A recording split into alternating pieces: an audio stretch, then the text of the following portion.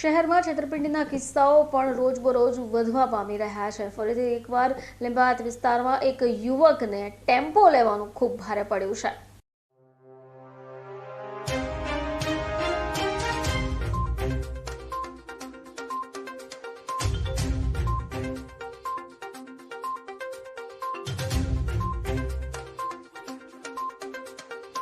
મારું નામ સલમાન અશરફ મેમન છે।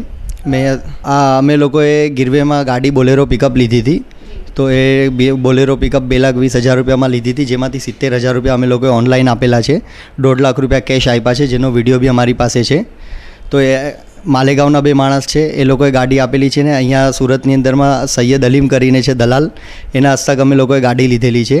એ લોકોએ અમને ગાડી આપી, ડુપ્લિકેટ આરસી બુક અને ચાવી આપેલી છે અને એમ કીધું હતું કે 15 દિવસ પછી લખાણ કરીને આપશું, પણ 1 મહિના પછી છે ને એ લોકો ડુપ્લિકેટ ચાવીથી અહીંયાથી ગાડી લઈને વયા ગયા। પછી એ લોકો સાથે અમે વાત કરી તો એ લોકોએ કીધું તમે પોલીસ ફરિયાદ ના કરતા, 2-3 દિવસ પછી ગાડી આપી દઈશું। પછી ફોન કરતાં વારંવાર ટાળતા ગયા।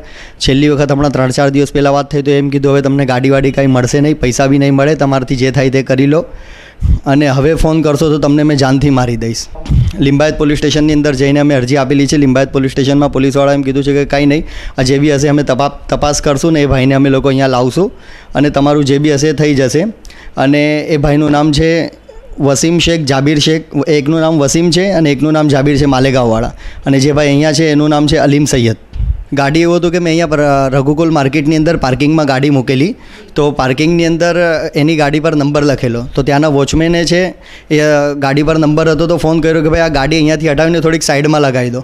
તો એ લોકોને ખબર પડી કે ગાડી પાર્કિંગમાં છે, તો એ લોકો પાર્કિંગમાંથી ગાડી ઉઠાવીને લઈને વયા ગયા। પછી બીજા દિવસે અમે લોકો ગાડી ત્યાં લેવા ગયા, ત્યાં નહોતી તો તહેકીક કરી તો ખબર પડી કે પેલા લોકો લઈને ગયા છે। પછી પેલા લોકોને ફોન કર્યો કે ભાઈ તમે આમ ગાડી લઈને વયા ગયા, અમે પૈસા આપેલા છે, અમારી પાસે વિડીયો રેકોર્ડિંગ બી છે, અમે કેસ કરી દઈશું। તો બોલે ના, કેસ ના કરો, કરીને 2-3 દિવસમાં તમને ગાડી આપું છું, એમ કરીને 1-1.5 મહિનો કાઢી લીધો। હવે એમ કહે છે કે ગાડી બી નહીં મળશે, પૈસા બી નહીં મળે, તમારાથી જે થાય એ તમે લોકો કરી લો ને। એ કોઈનો સંપર્ક તો નથી થયો, પણ પોલીસવાળા સાથે વાત થઈ હતી તો પોલીસવાળા એમ કીધું હતું કે તમે ચિંતા ના કરતા, આનું જે બી હશે અમે લોકો તપાસ કરશું અને તમારી ગાડી અથવા પૈસા જે બી હશે અમે લોકો લાવવાની પૂરી કોશિશ કરશું। હા, આરોપીઓનું અમે ત્યાં માલેગાંવની અંદર પૂછ્યું તો કીધું ભાઈ આ લોકોનો ધંધો જ આવો છે અને ત્યાં લોકલ પોલીસવાળા છે એ લોકો સાથે બી સેટિંગ છે, એટલે કોઈ ત્યાં જઈને કંઈ કરી નથી શકતું।